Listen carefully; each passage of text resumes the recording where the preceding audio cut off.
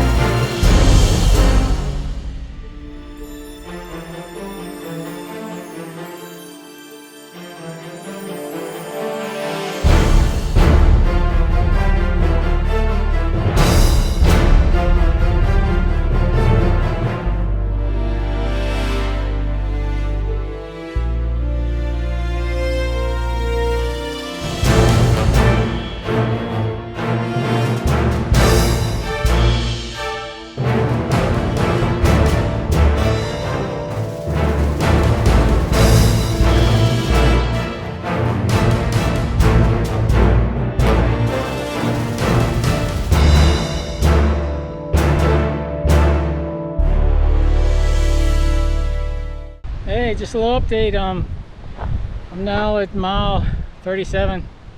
Had some hydration problems. The heat snuck up on me. It was cool this morning, but got very hot. I was only carrying one bottle. I'm on my last lap now, and I got 2 bottles now, so I'm feeling a bit better. But it's been a hot day. This morning it was cold. Now it's very hot, direct sun. So I feel good.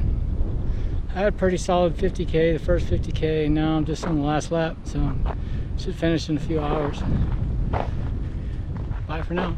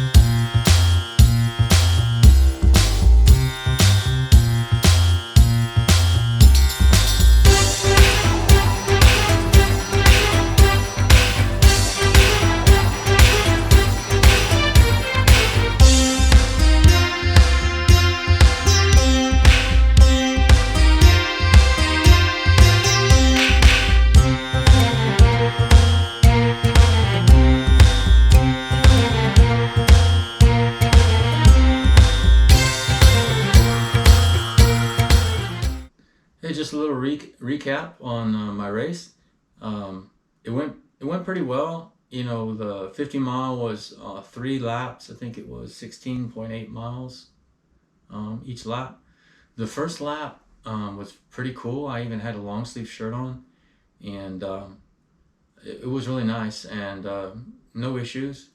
Going into the second lap, it started to get hot, and I made a mistake. I should have grabbed another bottle.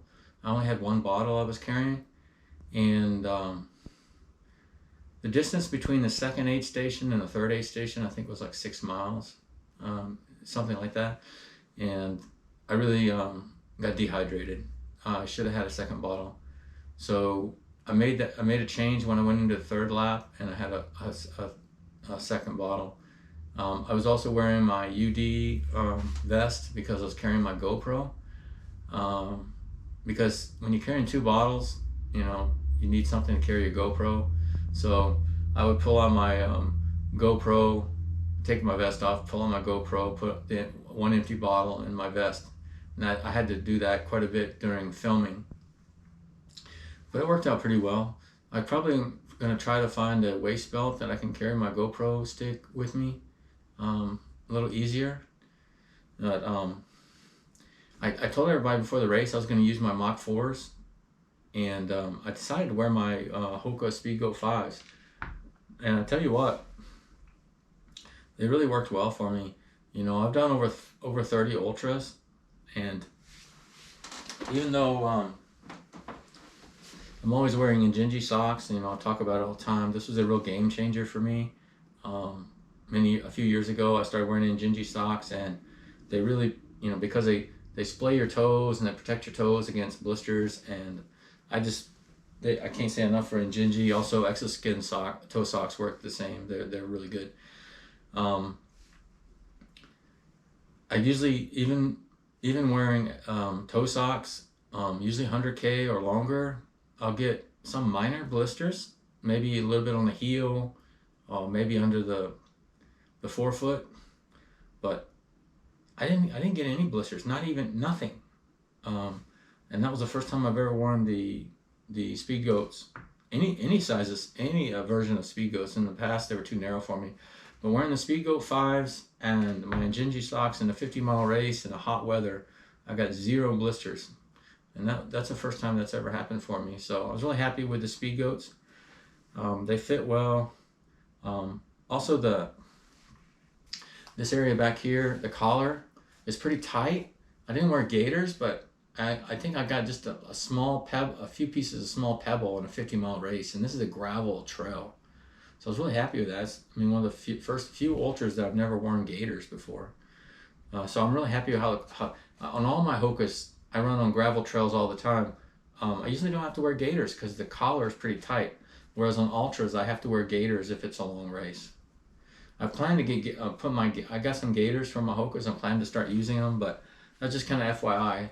This collar section is pretty tight and prevents rocks from going in there. I did have a little bit of soreness in my lower back. I don't know if it's because of wearing the Hokas, because you know you got a 4mm drop. I usually wear 0 drop. I don't know if it's that or because I've been doing a lot of weightlifting lately, but my back was a little bit aggravated at the end of the race. You know, sore. So I don't know if that's because of the shoe change or because of my weightlifting. I'm very happy with the Speedgoat 5s. Got a nice metal. Actually, it's made out of wood. It's just Brazos Bend. Not as nice as you would get in some races. You know, I think they could have done a little bit better, but it's not bad looking. The aid stations were the crews at the aid stations were great. The food not so great, and I've complained about aid station food, and it's not just trail racing over Texas. I think also Tejas trails too. Just peanut butter and jelly sandwiches. I mean, I don't eat those in my daily life, so it makes it kind of rough in the races. And I wish they would have like quesadillas or some more real food, like in night races they do. But I wish they would serve more real food during day races, daytime hours as well.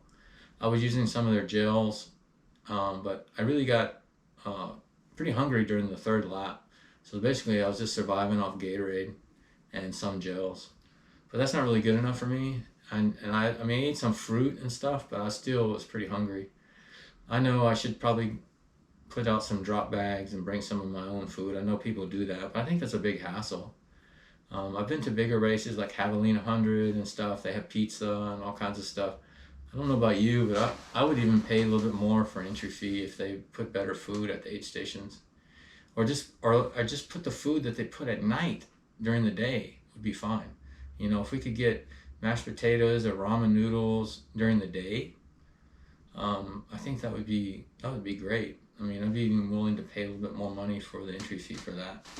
Because I don't want to hassle with drop bags. I mean, there are some big, point-to-point races like I go to that I will put drop bags out, but I think it's a big hassle. So some of the big races, like I mentioned, Javelina 100, they have really good food, and I've been to other races that do the same thing. So it can be done. So I'm not complaining. I'm just saying that's an area of improvement. Because I tell you what, if one of the Texas race directors improves on that area, it's going to get a lot more business. Because it's getting a lot more competitive. You know, there are a lot more race directors. There's a new one out of San Antonio that I've signed up for 2 races during the summer. There's also Blaze up in Dallas area that's putting on a bunch of good races. So there's a lot more competition. It's not just trail racing over Texas and Tejas Trails anymore. But Brazos Bend, oh, my shirt. I think it's pretty nice. I like it a lot better than some of the shirts I've gotten recently. And it's a tech t-shirt, so you can use it for running. Very nice. Things went well. I also did something a little bit different. My wife got off work late on Friday, so I basically went to sleep at 6 p.m. and I woke up at 12. I felt good. Woke up at 12. I think I left around 12:45 and got there about 4 in the morning, and worked out really well because the parking is a nightmare there, and you can't get a campsite unless you leave early on Friday. The tent. So usually I take my 1-person tent, but couldn't do it because my wife got home at 6, and it's 3.5, close to 4 hours to get there from Austin. But that worked out pretty well. I don't mind driving during the night, slamming coffees and listening to good music. Got there around 4, took it easy, ate something, and got everything going, and then 6 o'clock the race started. And that evening, I was a little bit tired, but I drank some coffee and drove home. I was fine, But I think that worked out pretty well for me. So that's one nice thing is about the races. If they're 2-3 hours from where I live, I'll just get up early and drive to the race. Don't have to worry about hotels and lodging and all that. But Brazos Bend this year was pretty good. So I've done the 100 and the 50 mile. I don't think I'll do Brazos Bend again. I think it's a good course and trail racing over Texas does a good job. It's just like I've said in my previous videos, I plan to do a lot more newer events that I haven't done. There's so many ultras in the U.S. So I don't think I'll be going back to Brazos Bend. One thing you'll notice in my footage, it's a very beautiful area with a lot of wildlife. This time I saw alligators swimming in the water, but I didn't see any on the trail like I did during the 100 miler. So I was a little bit disappointed I didn't get any gators on the trail with my GoPro, but I did see some swimming in the water. And anyways, thanks for watching my video, and hope you have a great week. Enjoy your training. Bye for now.